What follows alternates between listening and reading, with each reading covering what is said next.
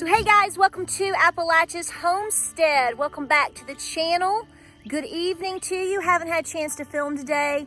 It's got pushed all the way up into the evening because of all the mess from the storms last night. It actually wasn't that bad, but I hope you are doing well. I hope that if you got the storms that we got, you are safe, that your home is safe, your family is safe, your farm is safe, etc., etc. How's your garden? Yeah, that's what I want to talk about today. But welcome back to the channel. Thank you for being here. If you're here for the first time, hit that subscribe button, honey. We hit 505 today. Holy cow. What's going on, people? I love you. Thank you so much for your support. So I'm just going to do a quick talking video today because I want to touch upon this because it always is a moment that we need to shed light on as a teaching moment when it comes to times like this, because our society is so dependent upon the grocery store, the Walmart, the Aldi, etc., in terms of their food supply. I am too. Everybody is, okay? Don't let anybody fool you. Remember, if you are raising food for you to eat for one full year, you're talking a couple of acres per person.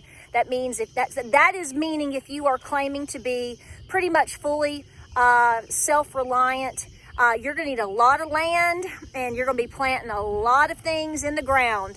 Raised beds are great to supplement you, but if you're going to be feeding yourself, your spouse, your children, you're going to have a sea of gardening. That is absolute, historically proven, no matter what anybody tells you.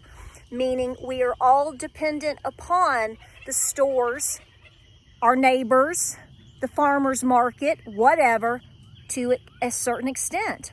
Because here's the bottom line.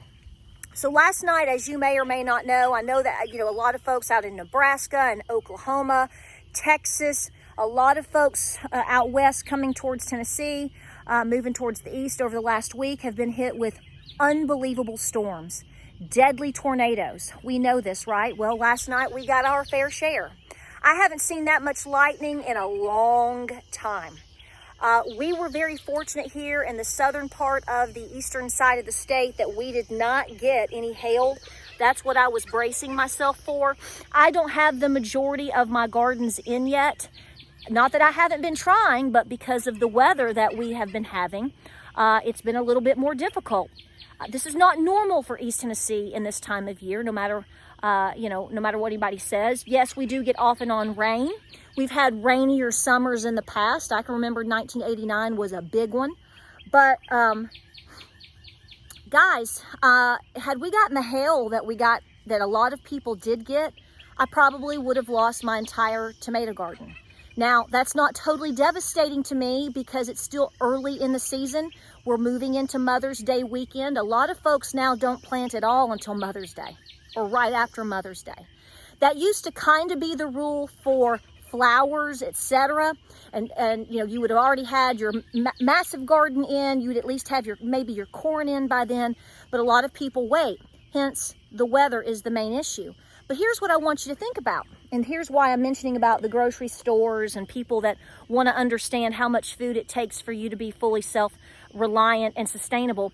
We're talking about your gardens. We're talking about you being able to fish. We're talking about you being able to butcher and slaughter and procure your own meats, hunt, etc., etc. Because that's what they did in the old days. That's what Granddaddy did in the old days. Okay, that's what they had to do. And here is why they were constantly storing away food. They were constantly packing a prepper pantry. Call it what you want, but that's exactly what it was. And the reason being is because of what we saw last night. I know north of here, they got hail up towards Cherokee Lake and Bean Station, etc. I know that specific spot, they got hail the size of baseballs. That's going to, if it doesn't tear your roof off and your siding, which we've seen pictures of that, we've lived through that in 2011, it's definitely going to decimate your garden. I have seen a lot of you in the last couple of days, and especially over the last 24 hours, talking about how you are so underwater, you've lost everything, even your potatoes. I don't think I've lost my potatoes. Like I said, we got a lot of rain and we're pretty muddy. But overall, we were very spared, very blessed. Thank you, Lord. Thank you for your prayers. I know some of you said you were praying for us and you were like, what's going on? It gets scary because, again, it was a little bit unpredictable because a lot of times when these storms come across from west and middle Tennessee to east Tennessee, we get spared a little bit because of the plateau. Although last night they were saying that's not going to be the case. So things happen. You can even have tornadoes here in the Smoky Mountains. I mean, we've seen that definitely in the past. So anything is possible. But what does this mean? Well, it's just that. Anything is possible. You need to be mentally set for anything is possible. So what do you do? What do you think your great-great-grandparents would be telling you right now? They'd say, honey, if I had the opportunity to grow some food, learn skills, and do all of these things, you best be doing it. Yes, that's number one. Learn to make your breads, learn to grow your tomatoes, learn to do everything that you can. But, sweetheart, honey bunny, you have access to things that we may not have had access to back in our day. Yes, we bartered. Yes, we traded. Yes, we had community, etc., etc. But if I knew I could have gotten in my little car and Hot Wheeled myself down to the Piggly Wiggly or over to the Aldi or wherever you want to shop, whatever you want to do, okay, the UGO, whoever, whatever, and I could get food to put on the shelf and I had the funds to at least do 5 or 10 cans a week and mix it up, that's exactly what I would be doing. You know why? Because you're not guaranteed anything. Back when we lived up on the mountain, the Cumberland Plateau, right on the edge, at our last homestead before we moved to this one in 2020, I had 2 great teachers up there. And unfortunately, one of them is passed. Mr. Fred, I have him in videos. He was 85 years old when I moved there. Okay, that's 10 years ago, so he would be 95 years old. Okay. And he taught me to milk my cows. He taught me to give injections. He helped me with learning more about growing potatoes, and I taught him a few organic things. It was a great, great community up there. And he told me, he said, you know what the biggest gamble is? And I just remember saying, what? He said, farming. He said, because you're not guaranteed anything. You're not guaranteed squat. It's the biggest gamble. All of his family up there owned a lot of that mountaintop. And he would talk about how when he was a young kid, he would get up and he would milk 3 cows at 4 a.m. before he went to school. He lost one of his brothers in the Battle of the Bulge. And we always had great conversations. I do miss that dear heart. But that was one of the most important things that made an impression on me. It's not that I didn't think it. It's not that I didn't necessarily know it. But when you're looking at somebody that grew up in a time frame of the Great Depression, essentially, and in that era, and in rural Appalachia, and that's what they have to say to you, that should be very important to listen to. So this is why we prepare. This is why we go to the store. You should be doing all of the things. People ask me, they're like, well, why would you buy this if you can butcher it yourself? We do everything. You should be willing to do everything because we are in a really peculiar situation, wouldn't you say? That's a nice way to put it. When it comes to the economy, when it comes to politics, when it comes to what's going on geopolitically around the world, what are they doing with the weather? So, you know, emergencies happen. You can have a hailstorm come through. I know an old fella not too far down the road from here, his corn was already about 6 inches high. I bet you a donut he lost it. I hope he didn't, but I bet he did. If I pass by there later, I'm going to be sure to check that out because I'm worried about it. And I kept praying and thinking about all these people that have gone ahead. I thought, what about their orchards? What about their blueberry bushes? What about? This happens, and it happens in communities. Because if we had gotten a hailstorm, if you had gotten a hailstorm, it may not just hit your farm. It might be your entire area around you. All the people that you're close to that might be farming or gardening too, it's going to hit them too. This is why we prepare.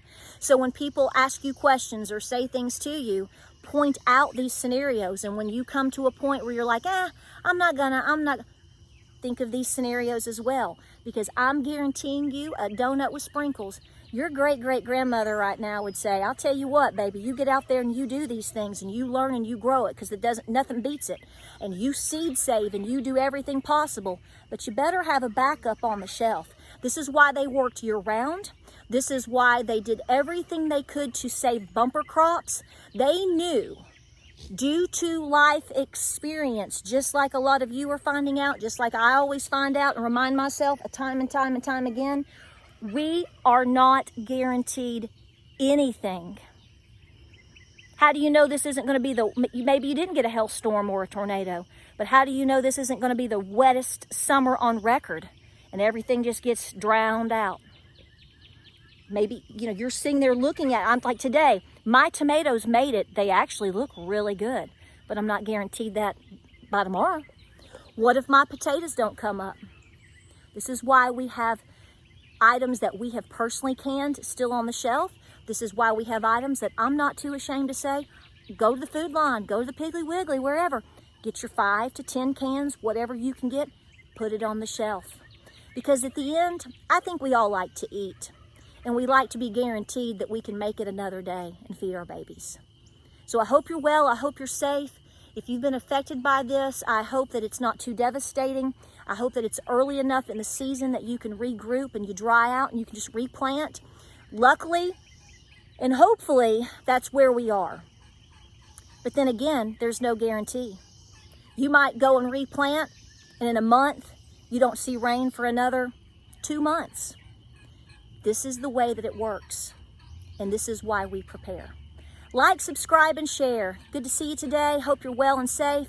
I missed you. This video is going to be a little bit late, but hey, at least we're doing it. We'll get back on schedule. Things like this kind of throw you off. It really does. It messes with your mind and your emotions, and it certainly tests your faith. And you have to just keep praying, preparing, and don't forget that wonderful part of being peaceful. We're too busy. A lot of work to do. Godspeed, God bless. I'll see you guys on the next video. Stay well out there.